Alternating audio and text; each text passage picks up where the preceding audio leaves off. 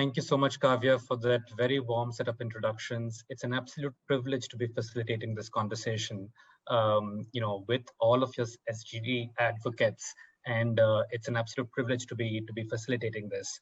I wanted to start our conversation with a topic that's on everyone's minds, which is, of course, COVID-19.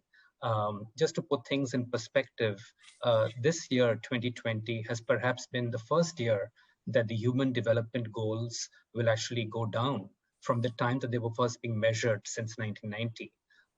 And wanted to get each of your thoughts and reflections on that to say, what, from your opinion, your perspective, whether it's the geography that you're in or the sector that you're passionate about, what has been the biggest setback to the Sustainable Development Goals due to COVID? Hindou, we can probably start with you. You've done a lot of work in Shad. You've looked at the indigenous knowledge.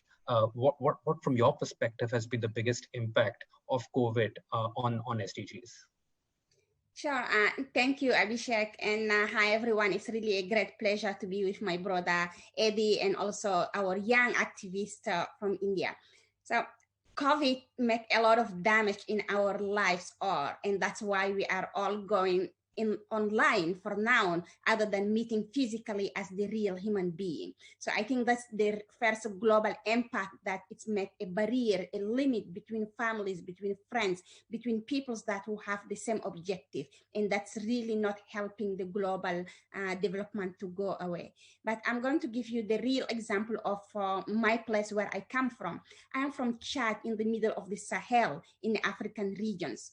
And we already know this region have been impacted by climate change, biodiversity loss, the height of poverty, lack of school, of educations, and lack of the hospitals.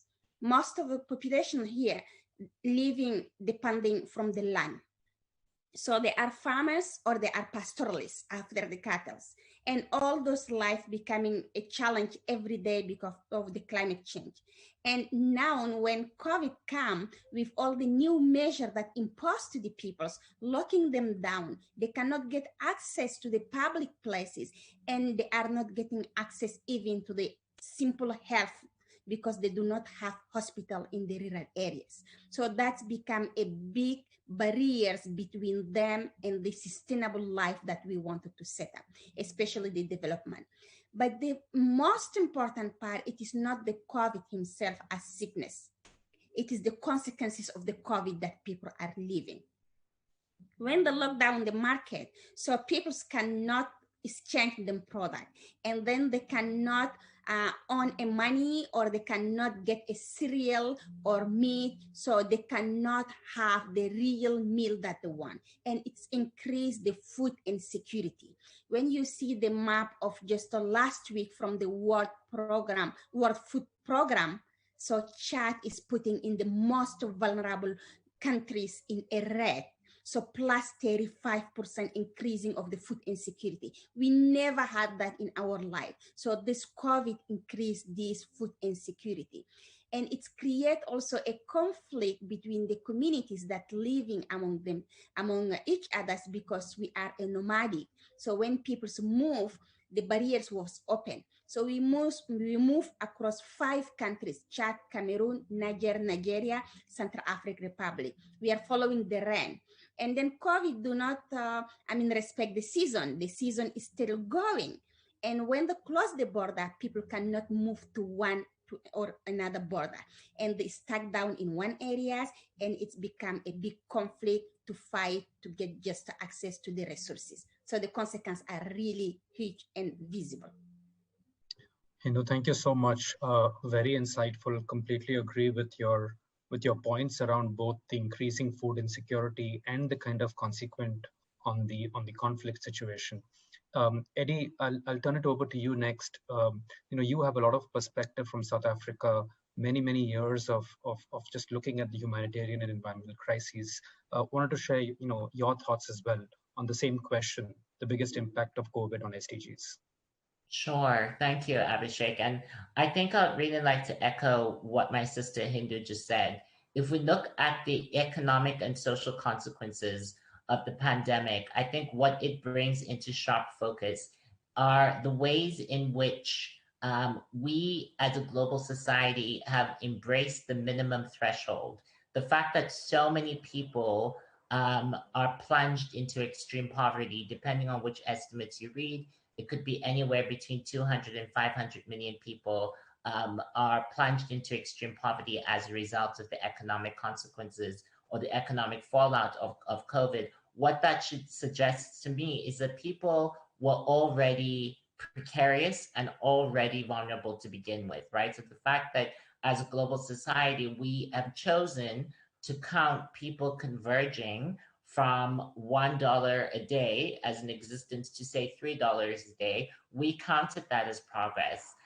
However, that is insufficient to provide people the kind of resilience that they need to be able to withstand the shocks tethered to this global crisis. And so what that says to me is that we have failed to be really ambitious in terms of providing people the kinds of safety nets that they require in order to be resilient. And what has that meant? It's meant that crisis after crisis, the same groups of vulnerable communities continue to bear the worst manifestations of crisis. We're speaking about Indigenous people, as Hindou mentioned, in terms of the example that she mentioned.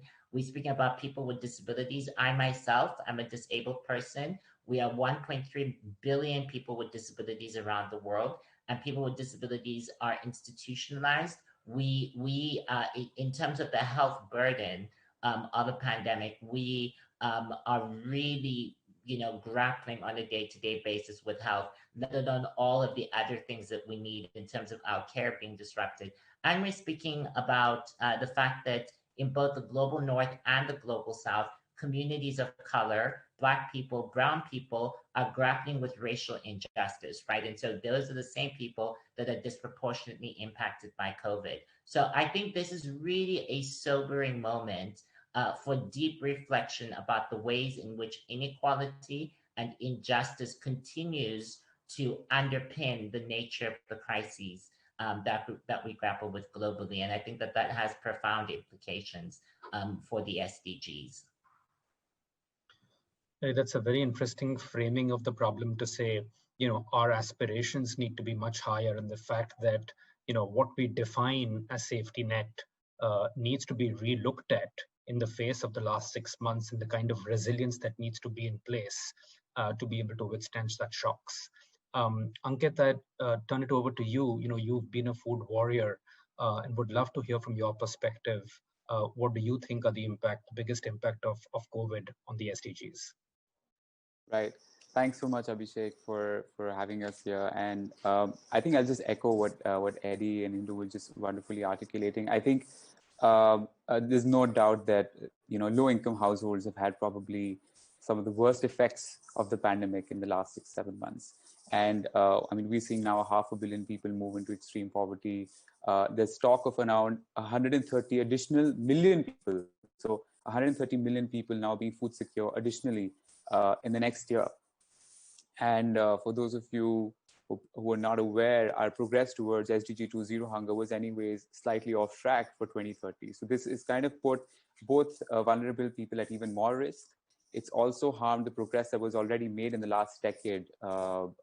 And to completely agree with what Eddie said, I think the normal got us here, and we need to look into. We can't go back to ways of looking at going back to normal the way it was. We need to reinvent ourselves a lot.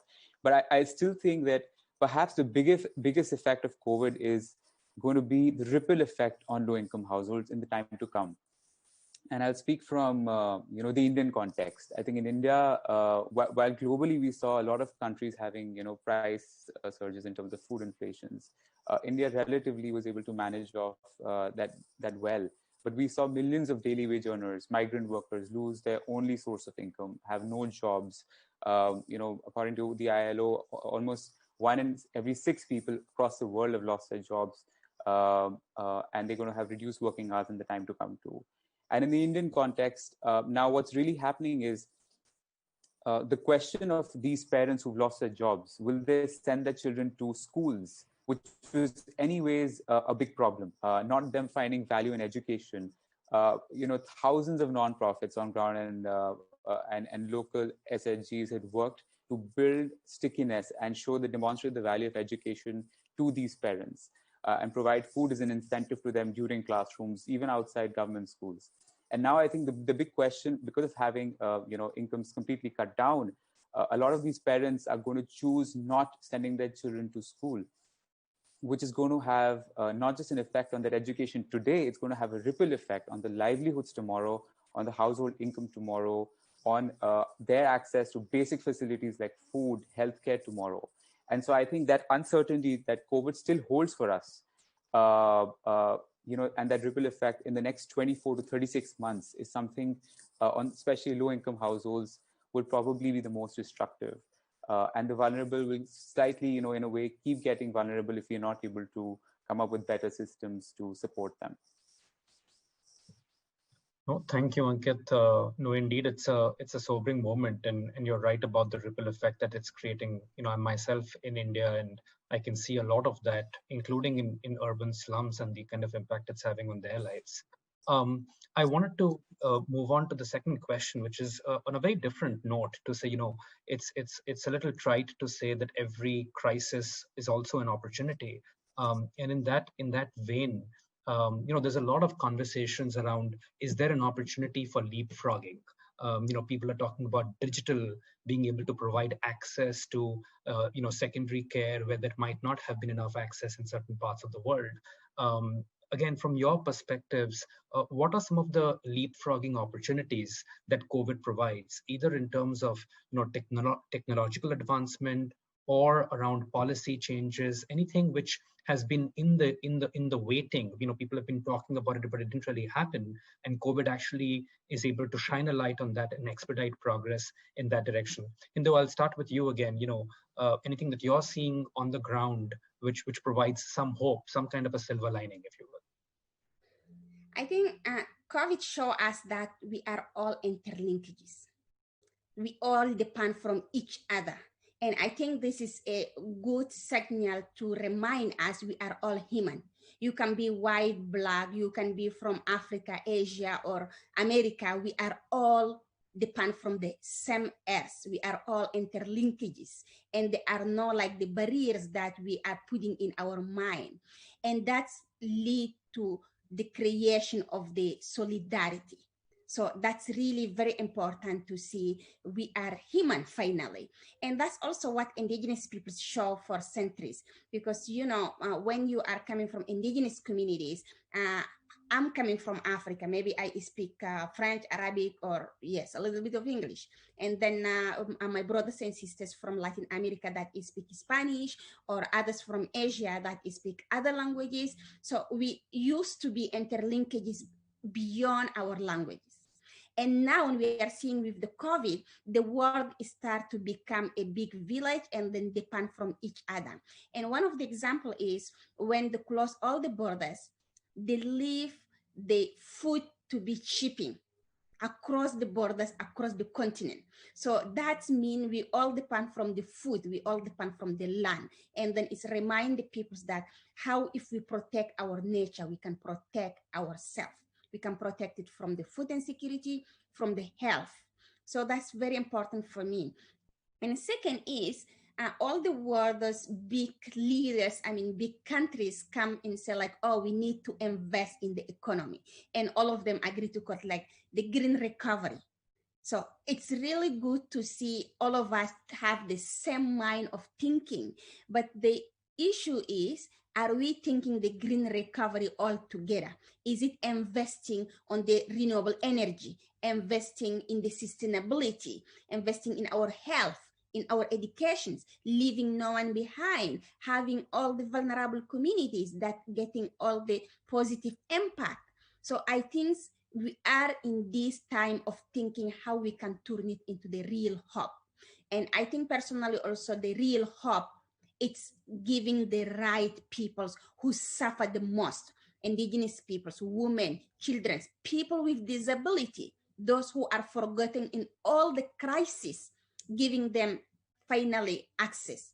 when we talk about educations, yes, it's nice to have the virtual education, but if you don't have electricity, you cannot get access to this internet, or you cannot get access to a laptop. So how we can make it as opportunity and give access to the fair development and the right development to the right peoples that need it in order to take us out from all the pathway that we are experiencing for a long time. So it's really very important to sit in the hope and make it action. So I will end by action is very important for the hope.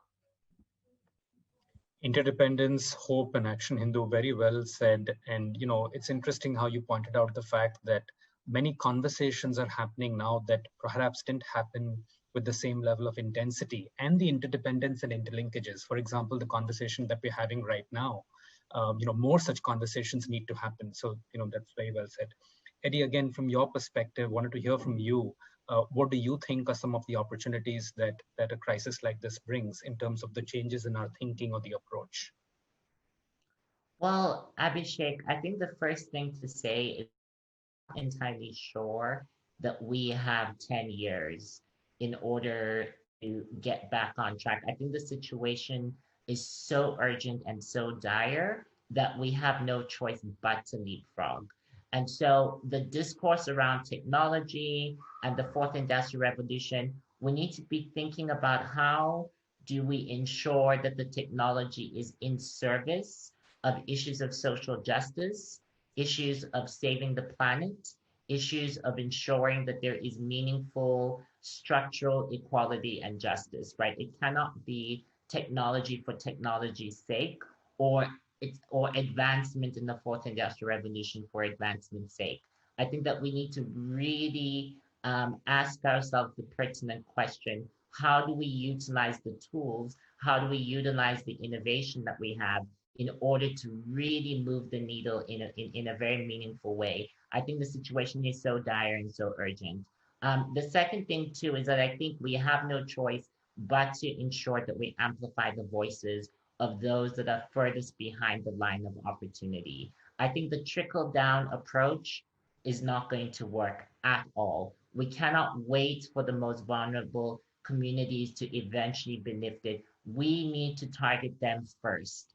And the way that we do that, I think, is that we need to really have this intersectional approach to public policy. I think we need to reimagine public policy altogether. We tend to work in a very compartmentalized way, right? So we think about gender as separate from climate. We think about climate as separate from the work of poverty eradication. And we think about that as separate from education. All of these things are interlinked because we embody a multiplicity of experiences at the same time. We are never just one thing. We exist in the world as human beings who live through very different experiences simultaneously. And so I think that needs to match the public policy methodology. We need new ways of thinking about the way that we do policy. That needs to be reimagined from scratch. And so I think that this is an invitation really for us to really throw out the rule book and really act with speed and urgency if we're going to meet the 2030 agenda for sustainable development. There's an installation in New York that says we've got about 7 years before we are unable to reverse the effects of climate injustice and the ecological breakdown. So we need to be acting with far greater speed if we're to make a meaningful impact. No, Eddie, that's very helpful. I think urgency and the whole point around an integrated approach and not looking at it in the silos that we have in the past. Very, very well said. I wanted to get your thoughts as well. Again, how do you think COVID-19 kind of shines a light? What aspects which makes us, approach pieces differently, which provides hope for the future? Yeah, I think that's a mouthful of a question, Abhishek. And I think interestingly, COVID does bring a lot of positive sides to this entire progress towards SDGs. I think it's done a number of things. One, re-emphasize the digital divide in our world. It's highlighted a window of opportunity for innovation. It's even motivated agencies which were very conventional to zoom out and reinvent the way they work. And this is particularly true for nonprofits, humanitarian agencies. I think importantly, it's exposed weaknesses in our supply chains. I think that's something that's really come out, as the crisis hit. I think the first month or so, every country, it became very visible where our supply chains were blocked, where we were lacking, how dependent we were or on manual overrides, so to say. And I think the fact that now we've seen so many companies already looking at technology to provide basic facilities, investing in contactless infrastructure for the future. I think that's a definite positive side. I also think that a bigger opportunity might just be the mass sensitization. So I think here in India, in a way, what we've seen is COVID has become a wake-up call for a lot of entities which were earlier refraining from taking action towards the SDGs. And there's also been, a mass awareness for public. I think COVID has really brought some of these problems we used to talk about closer to home. We've seen loved ones in difficult positions. And this general air where companies were, refraining from taking action towards the SDGs earlier, this air of invincibility, I think has been broken. We've all learned that how vulnerable our world is, how connected we are as markets, as humans. And that's really united companies to come forward, private entities and civil society organizations. And I mean, there was a great example in India where within the first 2-3 weeks, literally every company, no matter what shoestring budget they were working on, came forward with ways in which they can support. We've seen a surge in businesses starting foundations and philanthropic arms, and they'll continue to invest in those in the coming time. So I think as a positive side, the combination of this mass sensitization of public and this wake-up call for private entities was kind of what was also missing, in terms of progress towards the SDGs pre-COVID. And so how we channelize this will not just be a leapfrog opportunity for, I think, any one particular SDG. It might just be a leapfrog opportunity for an entire country to solve a range of issues, whether it's gender or food insecurity or climate change.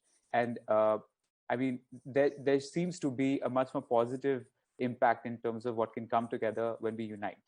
And we've seen a great example of that in COVID. No, Ankit, the term mass sensitization, I think, will resonate with a lot of us. So there's a need for that, and that's beginning to happen. So hopefully it's a harbinger of things to come. I do think we're running out of time. Kavya, should we, again, thank you so much, everyone. Hindou, Eddie, Ankit, very, very insightful and very inspirational. A lot for us to think about, a lot of food for thought. Thank you so much once again for the time and the insights and the input. Really appreciate it. Thank you.